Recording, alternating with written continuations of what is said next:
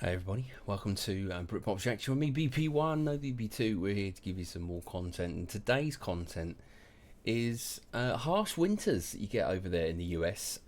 6 winter hacks that this young man, Lawrence, who we've done on the channel a few times, will let us know.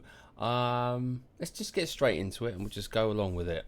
It's always good to just get straight winter. By now, we live in precedented times, meaning that for many, the harsh freeze of winter can only add to the gloom. As somebody who grew up in Britain, where winters are mostly bearable, this was never really me until, that is, I moved to America's Midwest, where the weather can get so unbearable even the tardigrades are moving back to Britain. But in all of the years that I've been describing this, there's one thing that I haven't told you. That along the way, I've picked up several hacks, that is, clever workarounds, to make Midwestern winters 22% more bearable. 21% more bearable. And I know what you're thinking, those content creators who come up with hacks are themselves hacks. But it's different this time because I'm not entirely convinced by some of these hacks, and you'll see what I'm talking about in just a moment. Oh yes, and just to preempt those of you that live in a cold place that isn't the Midwest, like Alaska or Greenland or an iceberg in the middle of the Atlantic, I'm quite aware that the hacks that you're about to hear are used in other places, but I didn't move to those, I moved to the Midwest. And so without any more faffing about, here are 6 winter hacks that I only picked up after moving to the Midwest.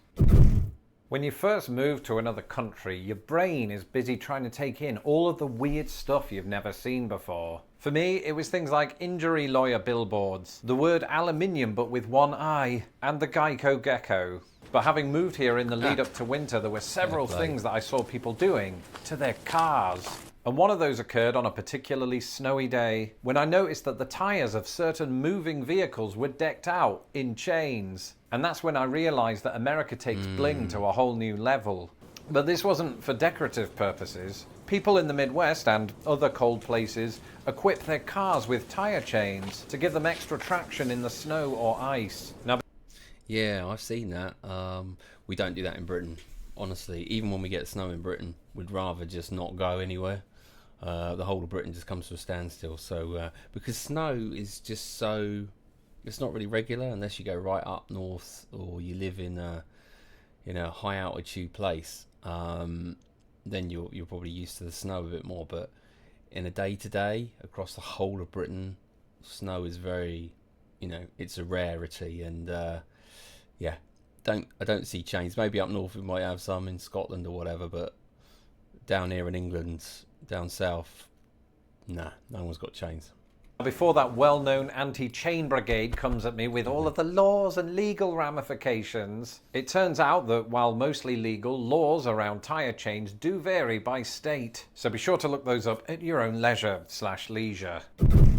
So now that you've pictured that vehicle with more jewellery than Mr. T, picture that same vehicle with what you think are broken windscreen wipers/windshield wipers. This was exactly my thought when I saw a stationary car or two with their wipers sticking up in the air. Well, I quickly learned the reason for this. It turns out people do it in advance of Snowmageddon or a particularly bad frost in order to prevent the wipers from freezing to the window. And while I have myself made use of this, and while it does make things easier, there is something oddly gratifying about pulling a frozen wiper from the window, so long as you don't snap it. And anyway, it wasn't my car. But while we're on this subject, cleaning off the car is something I've had to do multiple times every year since I moved to the Midwest. And usually a good old scraper does the trick, but there are people out there that like to remind me to get ahead of the game. Alright, so wipers up. Again, never heard of that. Something I've never seen in Britain. Those wipers up only when you're cleaning the car. Other than that, they're always on the windscreen. But it makes sense, yeah, because the amount of times, obviously, we don't necessarily get snow, but we get a lot of, rain, and rain overnight turns to ice. So we do get a lot of frozen, cars in the mornings, full ice, de-icers out there. I've seen that. Have you seen that trick where they get a one of those sort of zip bags and they fill it with like lukewarm water, do it back up, and then you use that as a de-icer? That's really useful. I've tried that and that works quite well. But yeah, totally get that. Good idea that they do. And apparently that doesn't just entail putting your wipers up the night before. An old work colleague of mine who was really into cars, we'll call him Frank, they're always Frank, absolutely swore by putting Ziploc bags on his wing mirrors. Oh, and Frank's reasoning is that this prevents ice from building up on your mirror. And so I tested it, and sure enough, so long as you seal the bag properly, this method does work. The only thing is, it takes about as much effort to do this as it does to scrape off the ice, and it's no way near as pleasing. No offense, Frank, but this just proves that you're bad at prioritizing tasks, which is why they made you senior manager. But as it happens, Frank also liked to merge his love of cars with his love of food. Frank was one of those people who was always just sort of there. But having seen much of the world from Plymouth, Indiana to Lebanon, Indiana, Frank was never afraid to impart his sage wisdom. And that's why he advised me during one particularly harsh winter to rub the family car with potatoes. This is not a joke. The theory goes that taking a sliced potato and then rubbing it against your window will disperse the sugar content of your potato across the window and thus create some sort of magical force field against the ice. Yeah, and it turns I've seen it. I was obviously about to say it. I've seen it with people when they've washed their car and you've still got all the drips on the window. I've seen someone use a potato, then spray it, and then nothing, no marks, nothing. It just looks like it's straight there. So out, Frank was right. It really does work. And the only two reasons that I don't have B-roll of this in action is that A, it's pretty much the same work just to scrape the ice off. And B, it's a waste of a potato, right? Nobody's going to be eating an ice scraper because my wife's cousin Chad is the exception that proves the rule.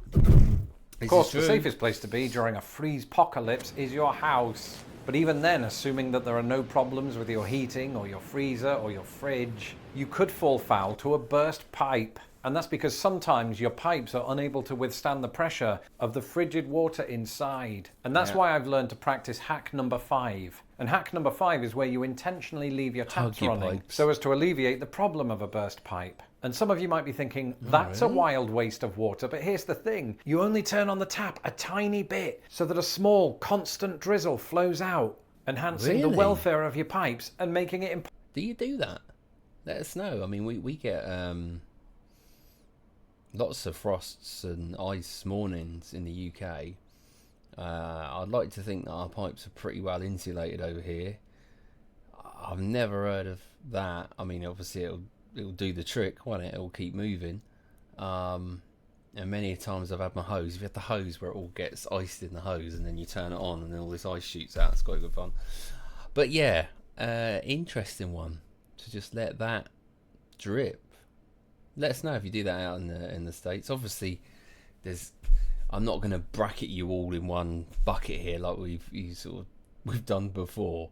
Obviously, different states, different places. Some of you will never have to worry about this, but it's interesting the ones that when you are snowed in or possible to sleep at night. Because even if you're not affected by the torturous sound of the dripping, you're constantly lying there paranoid that you accidentally left the plug in the sink again. And if that's not enough to keep you awake at night, perhaps the image of me doing the following funny walk is... Ice on the ground can be very dangerous both here in the Midwest and back in Britain. After all, I remember when I was about 14 years old, I saw my physics teacher fall flat on his back, and once everybody around him had moved past the laughter, we soon realised that probably hurt. And so I've been very cautious ever since. And I've been aided in that caution ever since I've moved to the Midwest, where another colleague taught me the penguin method. What's the penguin method, Lawrence? Well, it's not where you dress up as Danny DeVito, although that low centre of gravity might help. It's where you literally walk like a penguin. It's said, and I've found this to be true, that if you waddle from side to side like this, it positions you in a better way to keep your balance on the ice. That's why you see penguins walking like YouTube sensation Lawrence Brown. But you would look like a complete and utter idiot. So hopefully he just did that march for the camera and not something that he normally does. Can't say I've ever heard that. Or, any of you do that? Decide to walk like a penguin when you go out? It turns out that is my natural waddle. Now, I am not a penguin waddle instructor, nor am I a penguin officially. So don't use this video as a how-to. Instead, I'll link to an article about it in my description below. Oh, really? That way, if you fall, it's on someone else. only, no offense, but only in America could somebody write a link to learn to walk like a penguin, because you just wouldn't. Happy New Year, everyone. That's it for this episode. Let me know in the comments below if you have any winter hacks. I'm Lawrence Brown. You can follow me on Twitter at LostInThePond. Fair. Okay, there you go. There you go. 6 winter hacks from Lawrence. There was a couple in there that was quite interesting. The old running water, quite an interesting one there.